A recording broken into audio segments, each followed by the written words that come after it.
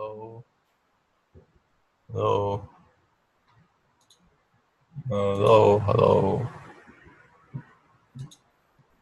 Hello.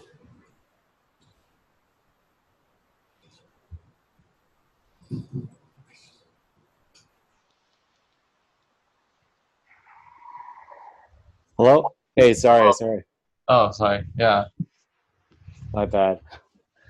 Yeah, I was running this script to like mass edit my slides because the titles are like wrong on all my slides, but there's like 1,000 slides. Uh-huh. So I wrote this script to edit all the titles, but uh when it's running, I like can't use my computer. Oh, okay. Sorry about that. How's it going? Uh, it's kind of slow. I'm trying to get through a lot of cryptography stuff. It's- The Dan Bonet course? yeah. But I figure I really should just like go through everything once. The cryptography course? Yeah, the cryptography stuff. Yeah. Uh, yeah, I need to think of a way to get through it more efficiently. I don't know. Or maybe just like not get through it so fast. Mm-hmm. If you wanted to go through Think, I saw this really cool. I went through this really cool sort of like online walkthrough of ECDSA if you're trying to learn that too at any point. mm, nah, I'm gonna. I kind of want to just go through like the way he thinks about a lot of the older constructions because Mm, he has like AES. And, right. I don't know. I guess he. Yeah. Mhm. Um, ECDSA I'm okay with actually. Yeah. Oh, but okay. So anyway, so this exercise said, Yeah. okay, I was look at thinking it. if you want, Uh-huh. well, I don't know. Like like have you heard about like the proposed? I mean, I guess it's not happening anymore, but the proposed Yeah. rollback. I don't know. I posted it in the group chat. I haven't looked at it yet. Like like Binance had was hacked for Oh, $40 million, uh-huh. and he proposed to just 51% attack Bitcoin back Who? to undo. Like the CEO of Binance, CZ, Uh-huh. proposed to just 51% attack Bitcoin to just remove the transaction that the hacker like of the hacker. Isn't that like basically a hard fork? Yeah, basically is. Oh, I should see this. It's pretty crazy. And I think it's it's definitely like a huge game theory question is like, one, is this, I mean, is a rollback, like who gets hurt in the case of a rollback? Uh-huh. Yeah, I posted like a bunch of like Twitter threads. I don't know. Vitalik has been weighing in on it. Um,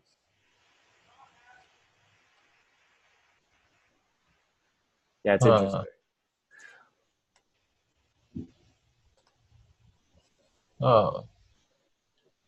Hmm. Basically, the idea was like, if there's, what you could do is just like sign a bunch of transactions sending money from the UTXO that the hacker spent to miners, Uh-huh. and then the miners will be like, oh shit, this is like whatever, a couple $1 million that I could just get if I mine on the wrong chain. Uh-huh. So it's like a reward for not mining on the longest chain, and so of Uh, course they would do it. And so you could actually incentivize miners to attack the chain for you because they would get rewarded with a few $1 million, and you'd get back most of your money.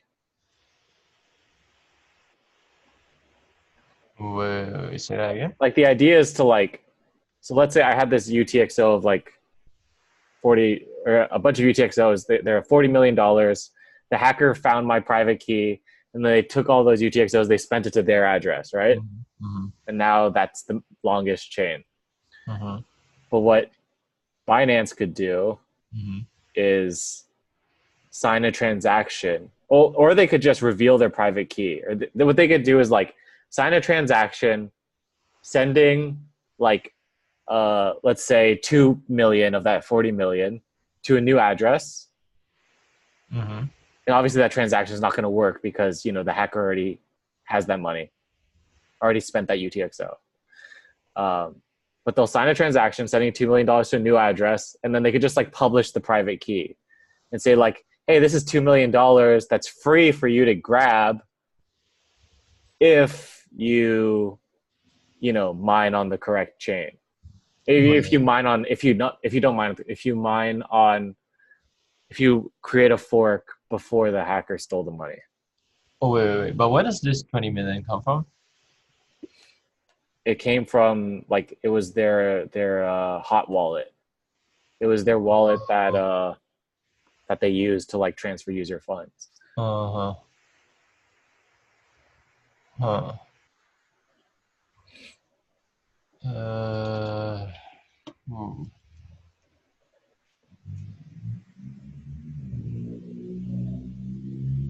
Huh. But I feel like the problem with that solution, with that rollback, is that the attacker could just say, "Hey, I'll pay you $2 million to not do that." Yeah. They could just one up the, you know, they could just counter them and just say, "Hey, I'll bribe you $2 million to not roll back the chain." Uh-huh. And then it just ends up being this thing where like they'll just keep one upping each other until they just give all their money to the miners. Uh-huh. I don't know.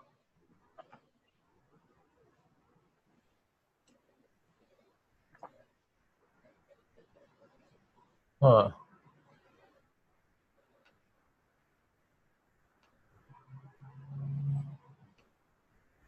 Hmm. Interesting. So you would oh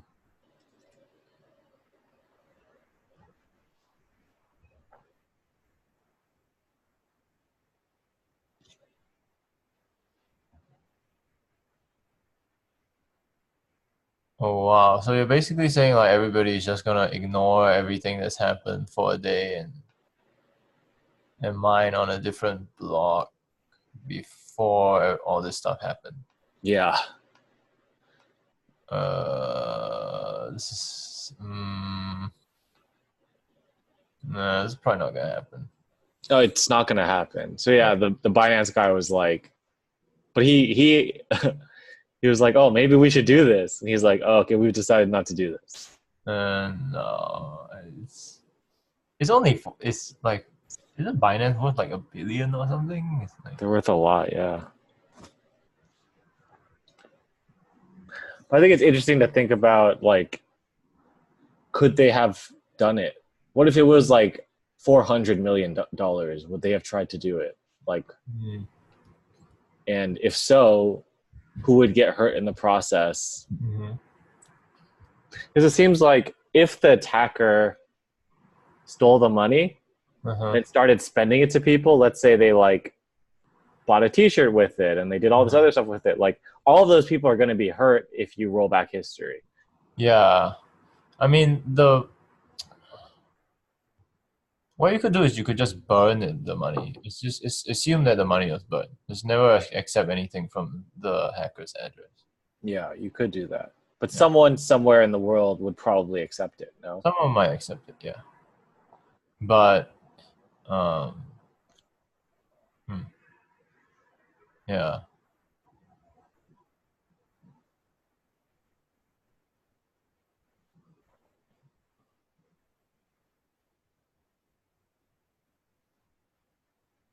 Yeah, so it's like I don't know. You have to I'm sure this has come up before um like censoring certain transactions from the network. Mm-hmm. Like if people agree that some of them should be censored. I don't know. Yeah. I think like most exchanges don't accept, tainted bitcoins. Like if your bitcoins have been tumbled together with like bitcoins that have been through, the dark the dark web or Uh-huh. dark markets, then they don't accept those coins. Uh-huh. But like if you go on local bitcoins or something, I feel like they would still accept it. If you're meeting up Yeah. with some random person, they'd probably accept like, give you $1,000 in cash. Uh-huh. I don't know. I wouldn't give $1,000 for Bitcoin. Tainted bitcoin. Yeah. Right, that's true. Yeah, I wonder. I don't know. Huh. Oh, anyway, Yeah, okay, we can work on the exercise to, set. to get to exercise. Um,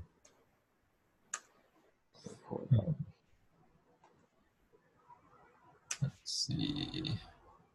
Exercise set 5. So, okay. I can share my screen, I guess. Yeah, I didn't get very far. Sorry. In the exercise set? No. Oh, I haven't. I thought we were gonna go over it on Monday, so I actually haven't Oh, okay. touched it. Yeah. Then Did you I'll- get through some of it? I looked at a little bit, but not very much. Okay. So 35. Consider single item auctions with known bidder budgets. Given a DSIC auction that is guaranteed to achieve at least a 1 over n fraction of the maximum possible surplus. So I said this one is just a randomized. You can just give it to whoever. Just roll a die and give it to the guy, and in expectation you'll get 1 ON.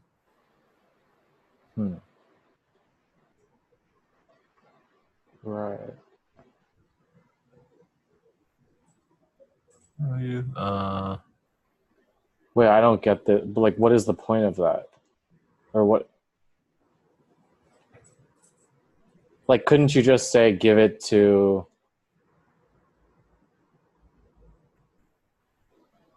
I mean, couldn't you just do a normal Victory auction? Why can't you just do a Victory auction? I think it's the budgets. Um, wait, is it? I'm wondering if there's something I missed in this thing.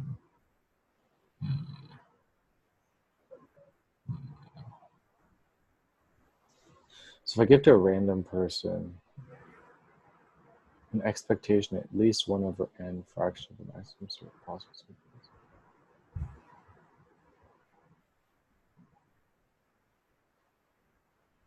But what if? I guess so. Oh, because you're saying, like with a Victory auction, you could have a case where the person with the highest bid like values it at their bid, but everyone else values it at way over their budget. Is that the case where a Victory auction is less than 1 over n?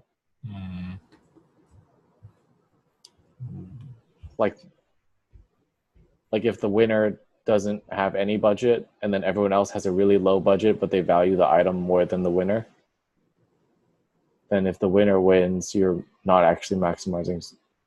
You don't even have like.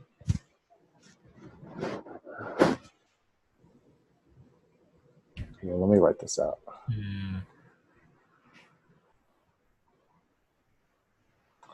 Um,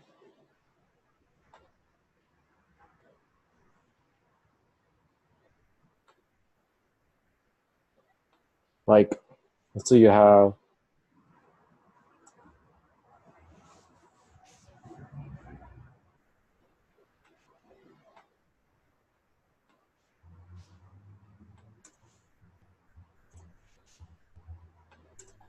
valuation 10, budget is 10.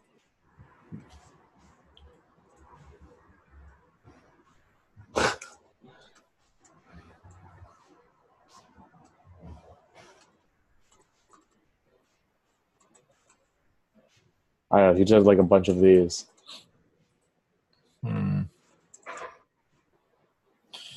The Yeah. max the maximum surplus would be 1,000, but you'd be getting 10. Yeah. Yeah. But Hmm. if you picked randomly, Mm, then 2/3 of the time you would get 1,000, and 1/3 of the time you'd get 10. So you'd actually get a better expected surplus. mm-hmm. Okay. Yeah, I think you're right then. Mm. Yeah, interesting. I think this is the. Okay. Is that why? Is that I, I think this explanation works. yeah. So you just give it to a random person. Yeah. Okay. Like someone values it very highly but doesn't have money to pay. Right. In that case, Right, yeah. right, right, right, right. Okay. Yeah. Okay, yeah, you're right. That makes sense. That's just so weird to think about. But I guess Mm, that probably happens a lot in the real world if someone really needs like that's true. something to eat, they value it at like $1 million, but they don't have any money. Uh, hmm. Yeah. To maximize surplus, you should give your food to that person instead. Uh, we should see. Okay. Okay, cool. So the second one, continuing the previous exercise, prove that for every DSIC auction, there's a valuation profile on which its expected surplus is O of 1 over n times the maximum possible.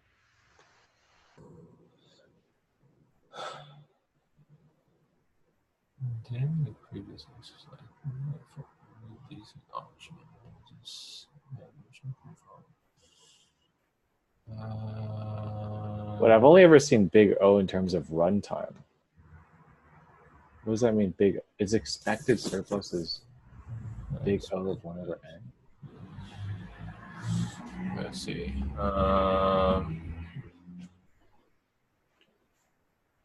Let's see.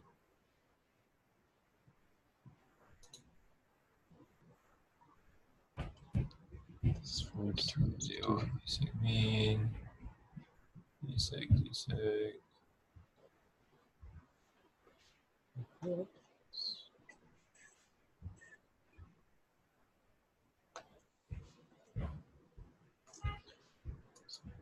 Valuation profile on which its expected surplus is O, big O of 1 over n times maximum.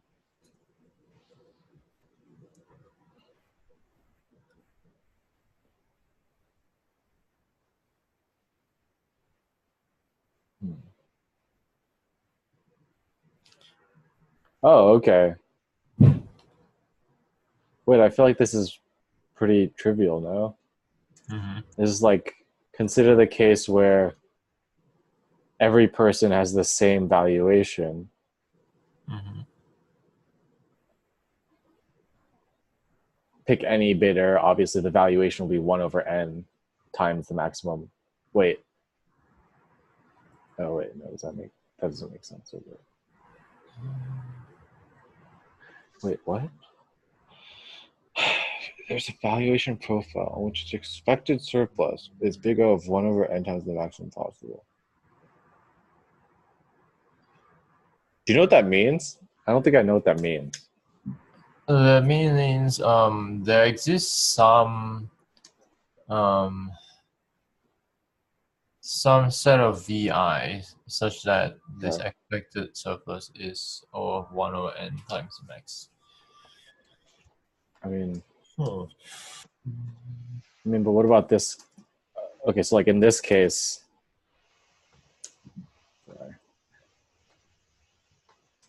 in I don't this know. case, This is actually not. I think this is not so easy.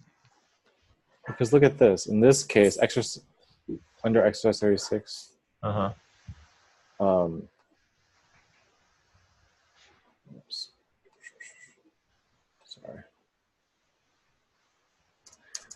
um, the maximum. There is no person.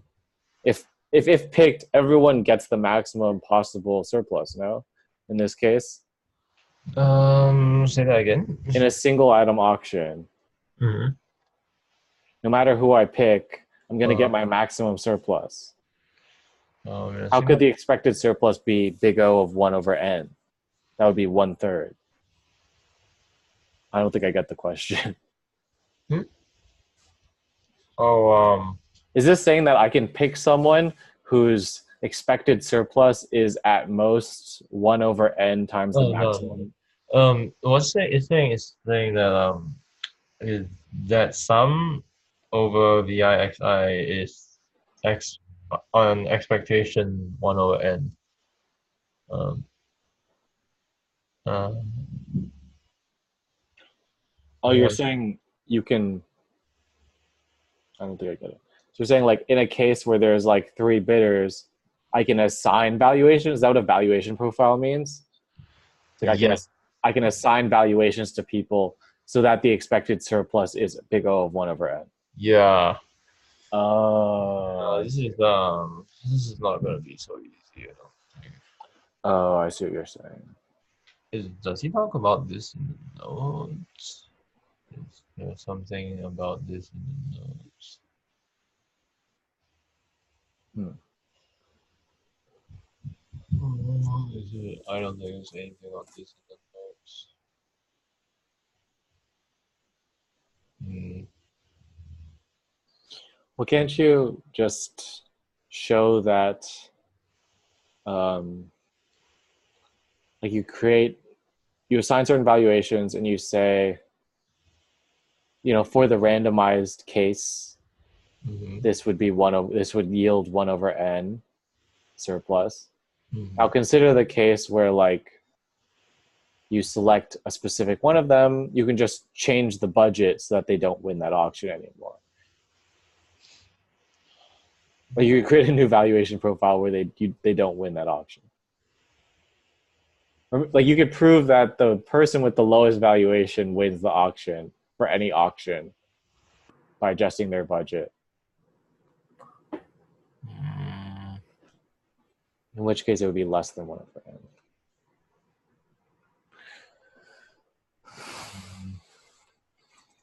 Oh yeah, okay, good point. I think you have to link it to the budget. Like, So prove.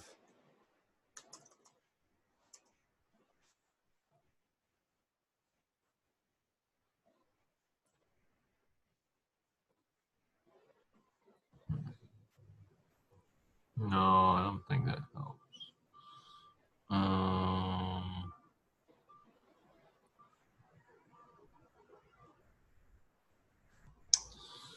I think you gotta link it. Yeah, I gotta link it to the budget somehow.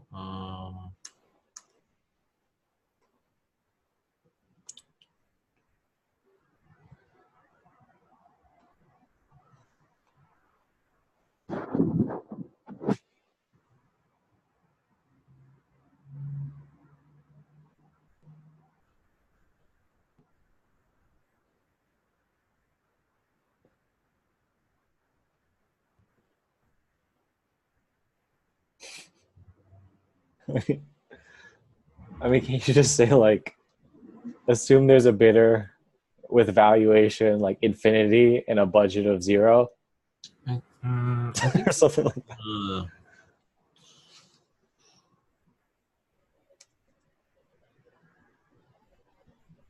I think my guess is that to make it work, you want the valuation profile to be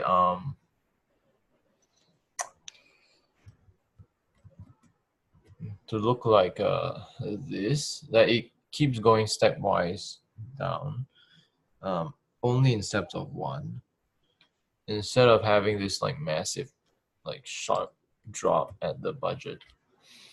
Sorry, wait, what are you graphing? Um,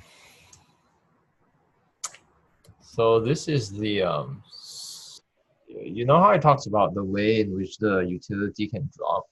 So if the utility always drops off sharply um, uh, at the at the budget, right?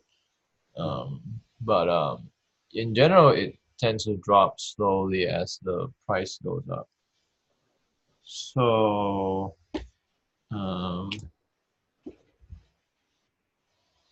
Wait, where does he talk about this? somewhere In this lecture? yeah, somewhere in lecture 9. Like I thought that for every case, it was just like you have the same valuation, and then when you hit the budget, your valuation goes to like negative infinity or something. You know? uh I think, oh, sorry. This is not the utility. This is the demand. Okay. Let's see. So this, oh,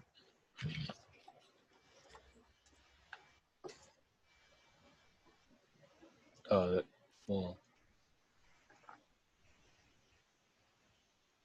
demand is the minimum of. this is the demand in 2.1, 2.1, yeah, 2.1. Okay. Um,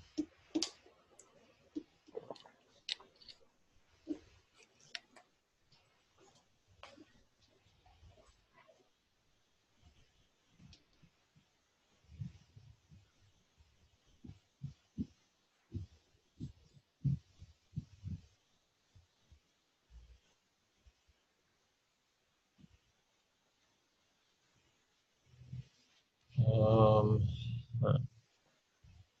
I mean, here it says if the price is above their valuation, they don't want any. If the price is below their valuation, then they want as many as it can afford. right. That just means their demand is like as much as possible until they hit their budget or their valuation, right? Yeah. So what I'm thinking is if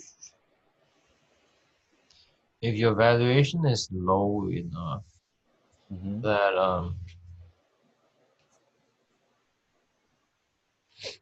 hmm, hmm.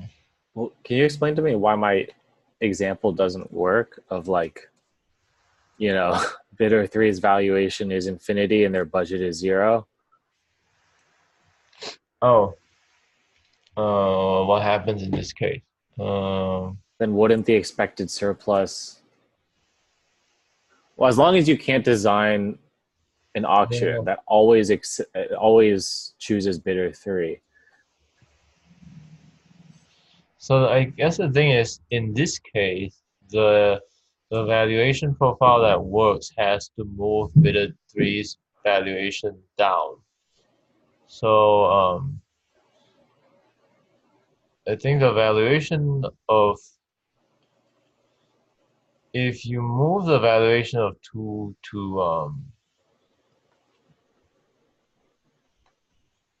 if that becomes like 5 and the third one becomes 0, then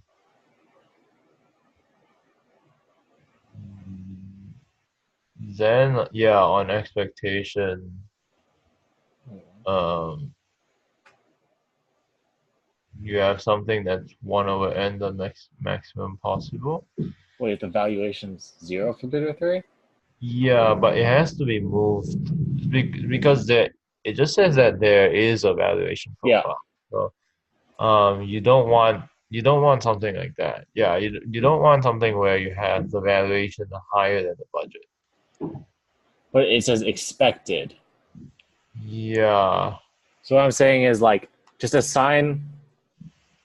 What I'm saying is like take an auction, Hmm. given the budgets. An auction will always pick bidder one. Hmm. In that case, assign some other bidder a valuation of like infinity. Hmm. Then that auction now has an expected surplus of like 1 over infinity, which is Yeah. 0. Otherwise, if it's like randomly selected, then um,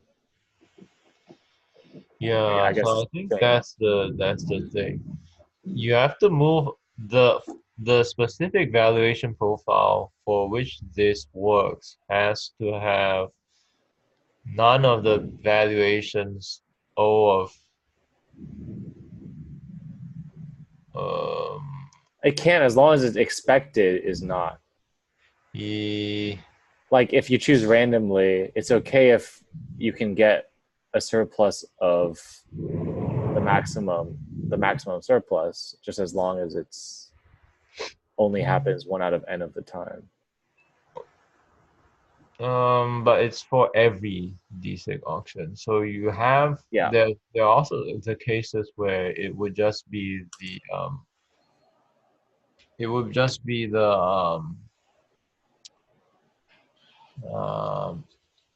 it's just the clinching auction,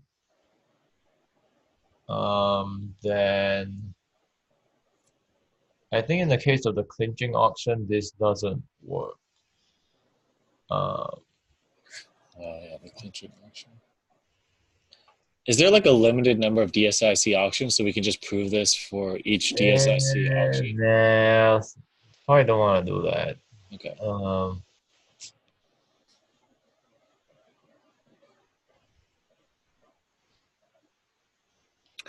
Yeah, think that's the way to go about doing this would be hmm,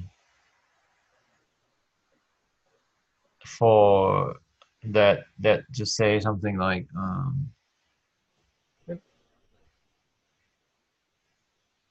In, even for the clinching auction, you can just say n is greater than m.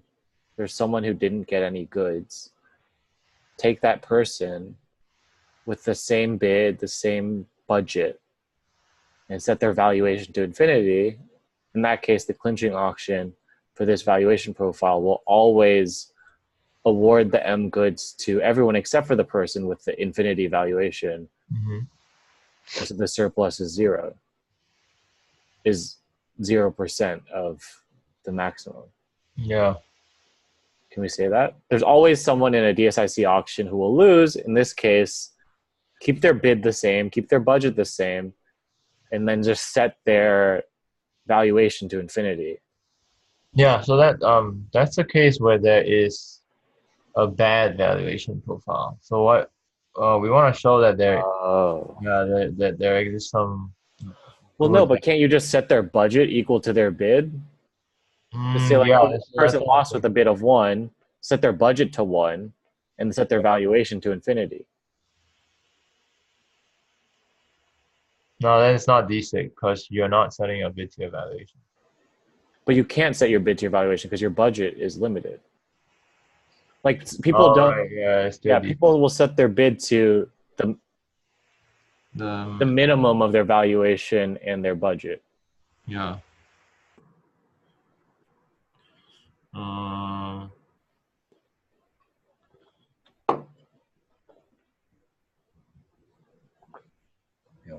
but I guess what I'm saying is that there is a valuation profile. So there is some sort of valuation profile as a function of the budget for which this will work. So that should explicitly exclude cases where the valuation is much higher than the budget. Much higher than what? Much higher than the budget.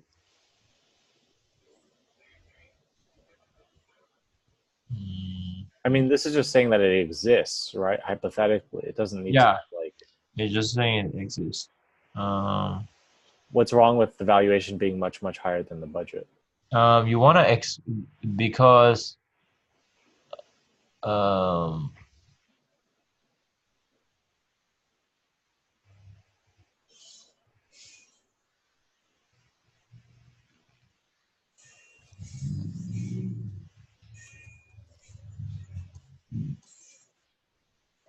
because this statement just means that there is a valuation profile for which this holds. Like there are a bunch of valuation profiles on which this doesn't hold. Right. Like the ones where the valuation is much higher than Well, budget. Wait. Oh no, I'm saying that it does hold in those cases. Is what I'm saying. No. It doesn't hold in those cases Why not? because it doesn't need to hold in those cases. Not for this proof. I don't think. Um, Wait, I'm I think there are confused. definitely cases where Is a valuation profile? A valuation profile is just the set of all of the bidders' valuations and yeah budgets. yeah it's a set of valuations. It's like a yeah it's a set of all the valuations of the bidders over outcomes. It's a set of all bidders' valuations. Yeah. Uh,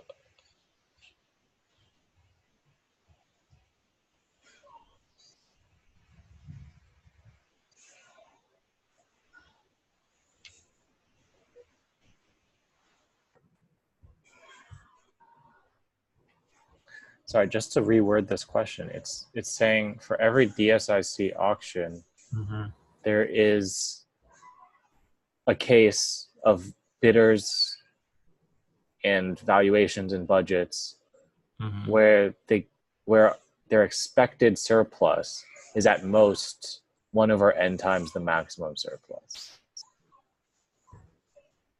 Can you say that again? It's saying that for every DSIC auction, Mhm, there's a set of bidders and valuations and budgets that they have mhm. where the expected, like over a large number of tries, the expected surplus of the auction is at most 1 over n times the maximum surplus of the auction. Yeah, I think you're holding most of the other things fixed. So you're holding the budgets fixed. You're holding the Really? Oh, you're holding the budgets fixed? you're holding the budgets fixed. Is that what a I just don't. Is that what a valuation profile is just saying? You can change the valuations. Yeah, you change the valuations, but you can't change the budgets. Okay. I'm assuming that it's still going on 35, so the budget's unknown. Right. Okay. That's with the valuations, but Okay. the budget. So I mean, even then, can you not just say like what I said, where you have this set of budgets, the DSIC auction, either one is deterministic and it'll always elect the same person, or always the same number of people will win. In which case, whoever doesn't win, you just say the valuation profile where the expected surplus is 0 is when the bidder who doesn't get picked has an infinite valuation. Bidder doesn't get picked as infinite valuation.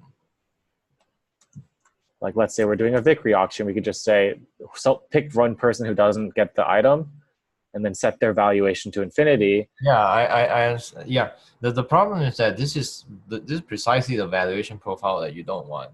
You want to show that there exists some valuation profile for which this statement is true.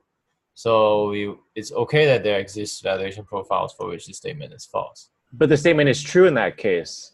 Because the expected surplus is false in that case because the valuation profile is so weird that the expected surplus ends up being O of less than 1 over n times maximum. Well, that's what big O means. It's not a theta. Big O means it's at most 1 over n. If it was a theta, it would mean on average it's 1 over n, but big O means at most 1 over n times the maximum possible.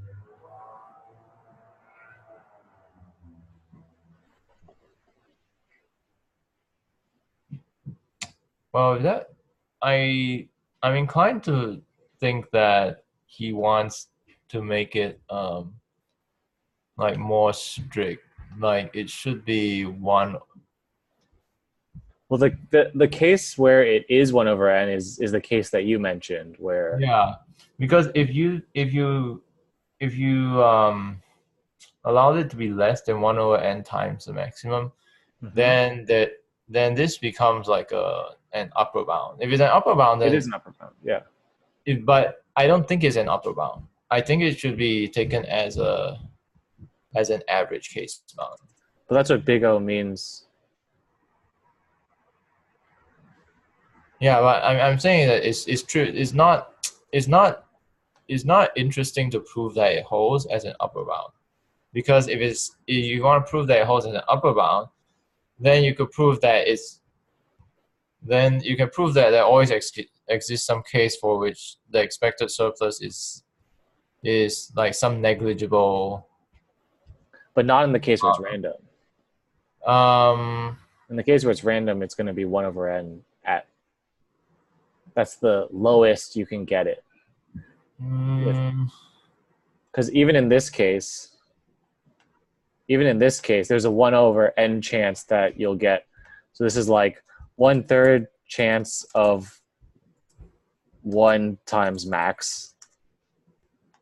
And then this is like a 2/3 chance of negligible, times max, which equals expected 1 over n. Yeah, but it says to prove for every DSig auction. Yeah. So there may, like in the clinching auction, you would not on expectation you wouldn't get this value. You would get Because negligible. you never give it to the third guy. So the expected case is 0. Yeah, it's something small. Right. Which is okay because it's big O. It's an upper bound. Well, that's the thing. It's not an interesting bound in that case. You wanna. What do you mean by interesting? Well, if you want to bound a surplus usefully, you probably want to bound it as a lower bound, or at least as some sort of average case bound. If you bound it from below, then it means that it's not a useful statement because we're bounding it from the top, though. Yeah, what I'm saying is you want to bound it from the top so that on average is never lower than 1 over n. You never have like a 1 over n squared case. You know what I'm saying? So like that means that your auction is actually useful in the real world, because I know that my bound is 1 over n and it's not like e to the minus n. If it's e to the minus n, like I don't want to use this auction ever. Yeah. Wait. So what I'm saying, I think he's I think the notation is a bit lax, but I think the order is a strict bound. You're saying it says there is a valuation profile on which its expected surplus equals 1 over n times the maximum possible. Or more than 1 over n. Well, more than 1 over n is easy. Just set the valuations to their. Just set the valuation equal to their budget, or equal to their bid.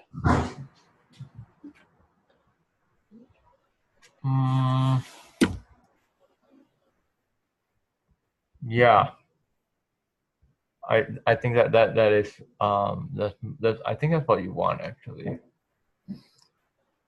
You don't want to look. You don't. The thing is, I don't want to. You don't want to lower bound it because you want to show that your auction is at least as good as something. You don't want to show that it's like totally useless. If it's like below 1 over n, then it's like not so great. This is trying to prove that DSIC auctions are bad with. No. Budget. Well, I think so. This is trying to prove that DSIC auctions never do worse than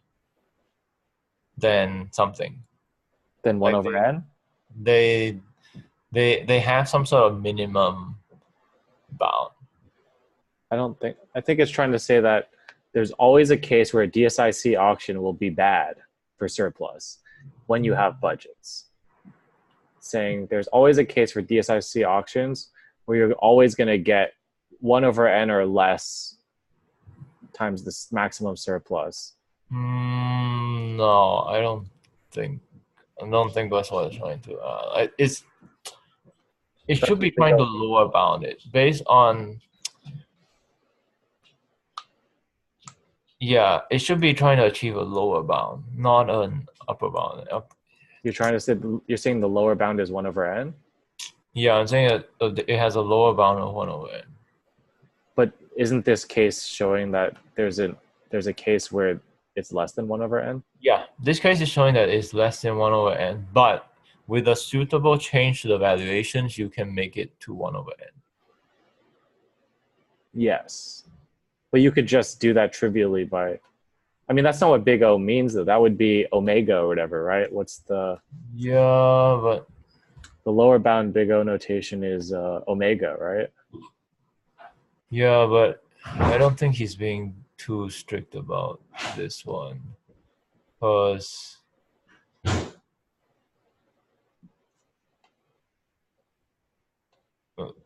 like the way people use it is so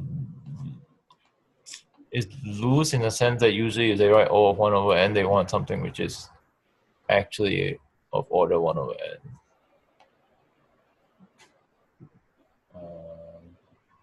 Okay.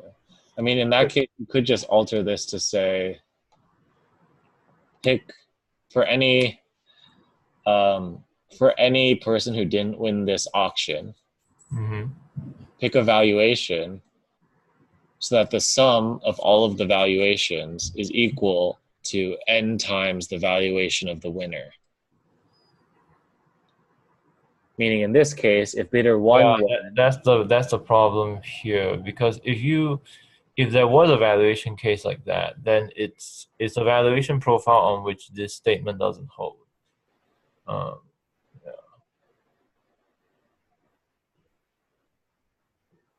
wait, what? I mean, if I want the winner, if I want to say that the expected surplus is 1 over n, in an auction that's deterministic, that will always pick the same winner, given the budgets are the same. I could just say if say bidder 1 wins, one. Yeah. And then I could set bidder 3's valuation to be 40 or wait, not 45, 30. In which case, oh wait, no, not 30, 45. Yeah. No, wait, 30, shit, my bad.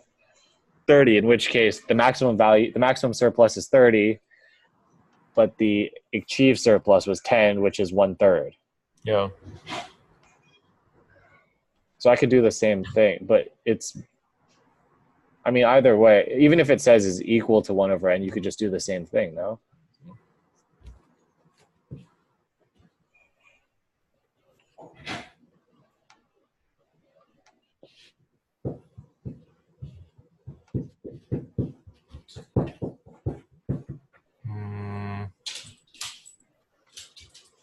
So pick someone who doesn't win and set their valuation so that the winning person's valuation is 1 over n.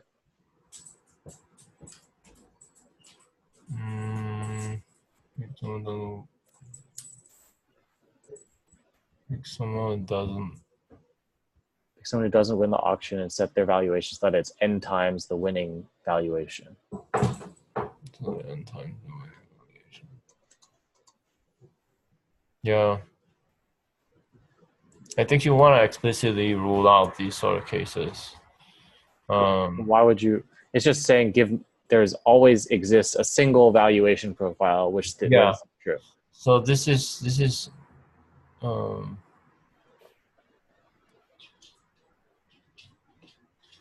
yeah, I guess this should work.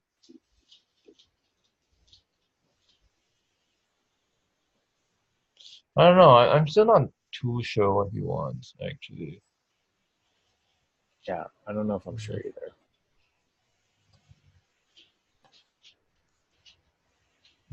Yeah, let me see.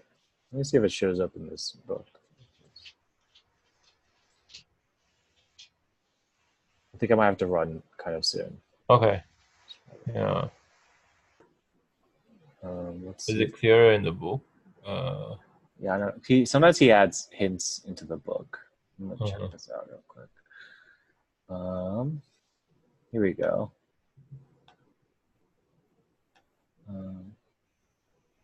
There's a constant c greater than 0. Okay, this is much better. Yeah. Wait, where do you get the book? I should get the book. Yeah, I can send it to you on Telegram. Oh yeah, sure. Yeah, I don't think it's very funny. Prove that there is a constant for arbitrary large n suitable choices of budgets for every D6 in the Yeah, this is a much better statement. Okay. But there's a constant c greater than 0 such that arbitrarily large n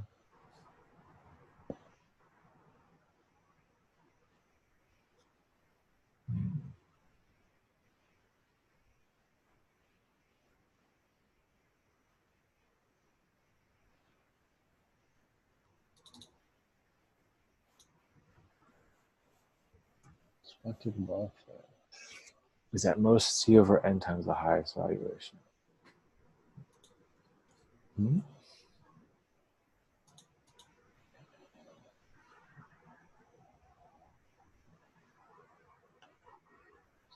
Okay, I found it. I don't think I get this. Yeah, I'm gonna have to think about it for a while, I think. But this statement is much clearer, and this. Okay. Yeah, this is Is much. this saying c is less than n also? Like c can't equal n. C doesn't matter. It's because it's a constant. But c could equal n? C couldn't equal n because that would not be a constant. Oh, I see. Arbitrary large n suitable choices budget for every single item auction, possibly randomized. It's at most. Yeah. Oh wow. Yeah, I think the book is probably much more tidy. Right.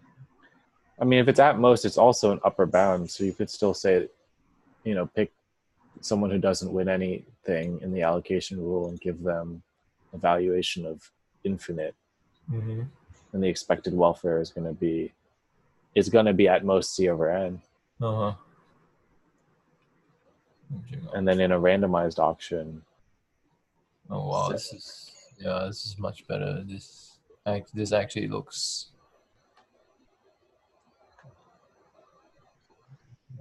So in this one, it's explicitly an upper bound, right?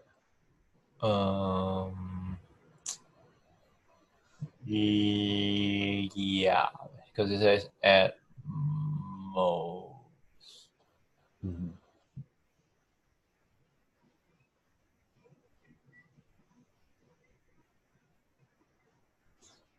Yeah, you want to show that there exists something that is.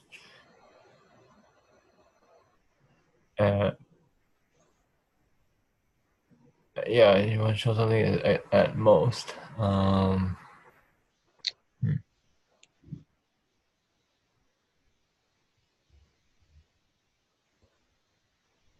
Yeah, this is probably not. I need to think about this. Okay. What's the next question? All right, we can cover The single parameter environment.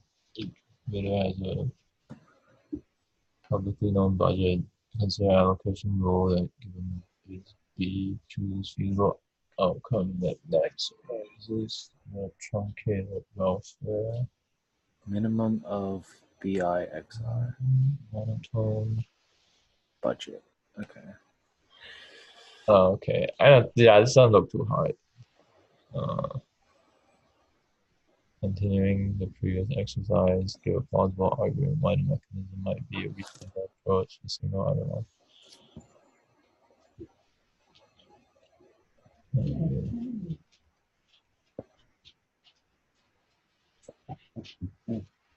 So it's monotone because if I up my bid, I will increase welfare. Or I won't increase welfare, but I won't decrease it.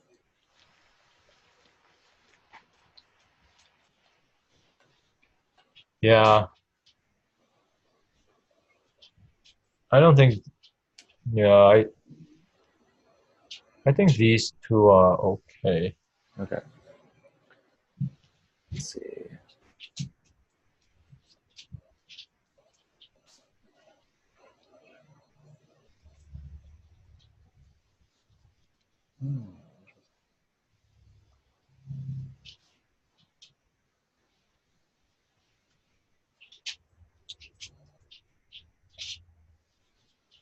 Maybe 40.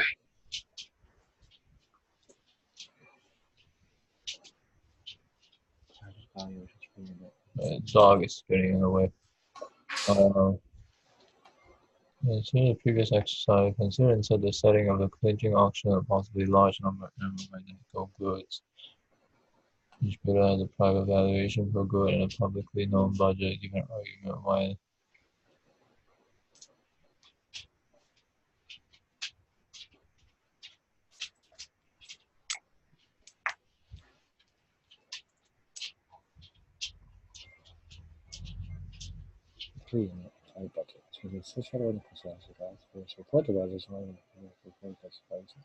This mechanism is not DSIC.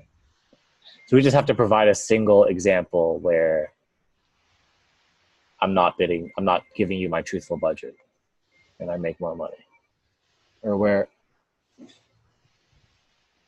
Wait, which one? 40. Oh, okay. Bidder A slightly delayed.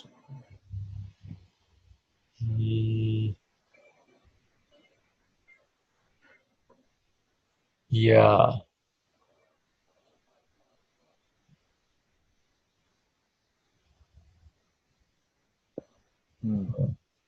Interesting. Okay. I think I'll have to think about that to get the example. Yeah.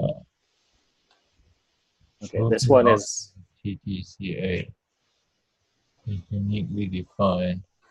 I think this is the, yeah, I don't think this is much.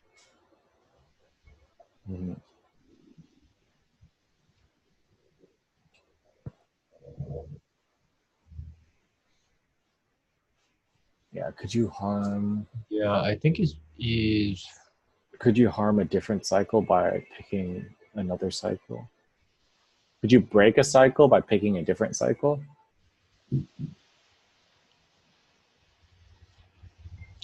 oh,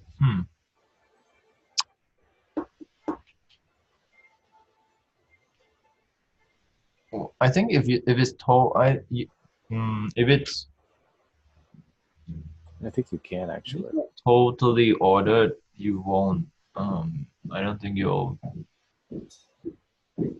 It doesn't matter which cycle you pick if you have to break a tie. If you have to pick between two cycles. Right. Yeah. Well, you'll never have two cycles, right? Well, could you have like cycles that go like this? They all go to the same person, and that person wants this house. Oh no, yeah, you wouldn't, because only one person could pick one thing. Yeah. So I don't see why you have like which cycle is chosen. Yeah. Everyone's only in one cycle. Yeah. Why is this statement about which cycle is chosen? Is that true? Everyone's only in one cycle. If you fill their cycle, you're not screwing anyone else over. I think, yeah, that doesn't affect any other cycles. Yeah, I think that you can only ever be in one cycle, but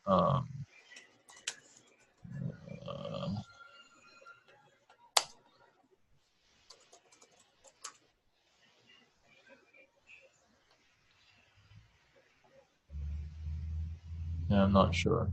Okay. Yeah, we can just. Yeah. I mean, I still think this was good. It's a good way to force me to look at this. Yeah. Like in this example, yeah, at least in this example, there's no sort of like intersecting cycles. They're all independent. I don't think you should have intersecting cycles. I can't see how you could have. Yeah, I can't see how you would have intersecting cycles. Yeah. Yeah, I mean, yeah, I don't think that's possible because you can only have one edge. You can only have one edge leaving a single house. Yeah. Everyone gets one choice. Yeah, exactly. Yeah. Okay. That seems easy, but I'm sure we could Google this one. Yeah. And figure it out. Yeah. Yeah, I'm gonna have to think about this. Okay. All right. So you down to do Monday? Yeah, Monday at 6. Yeah, Monday is good. Okay, awesome. All right, yeah, thanks for. Yeah, I think we got Yeah, I'll look again at 36. I think maybe it'll be more clear next time. Yeah. But we can go over these. Hmm. So, is there any way I can help you with the stuff that you're working on? What was that thing about the like 1 hour long things where you co-work over the internet? Oh yeah, it's called Focus Mate. Focus mate. Yeah. Yeah, I just did one, and I've been doing them all week. They're awesome. It's Yeah, basically I this. might try that. You basically like go on, you like schedule these hour-long sessions. Uh-huh. Like this is my past couple of days. I've been like, Uh-huh. so I'll match with people and like, Right. Yeah, I might try that. yeah, and there's some. I've ran into a couple of interesting crypto people on here, Uh-huh. like Hasib, Qureshi, and stuff. Yeah. Yeah, Okay. but it's free. Yeah. I don't know. You should try it. Yeah, I'll probably try it. Yeah, it's helpful for like working at home for me.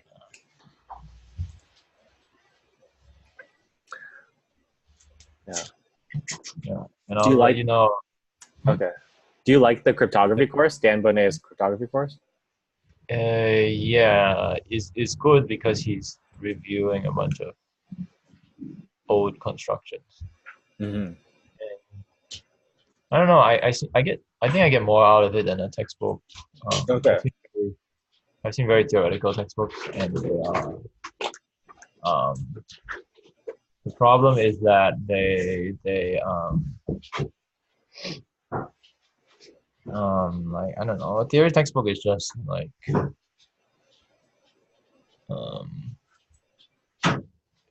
it's too much theory. It doesn't actually talk about anything deployed. Use cases, right. This Dan Bonnet's course talks about a lot of stuff that's deployed. Mm-hmm. Yeah. Oh, okay, cool. Yeah. All right, I might take it alongside you. Yeah.